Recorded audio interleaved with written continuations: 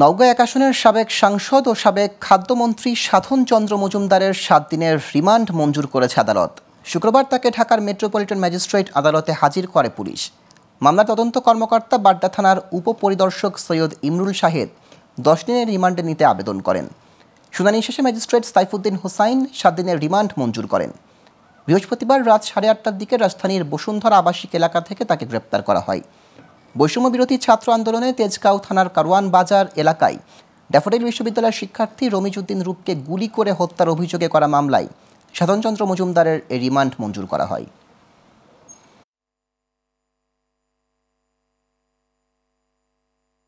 তেজগাঁ থানার একটি মামলায় তাকে 10 দিনের রিমান্ড চেয়ে পাঠানো হয়েছে। আমরা তার জামিন শুনানি করেছি এবং রিমান্ড শুনানি করেছি।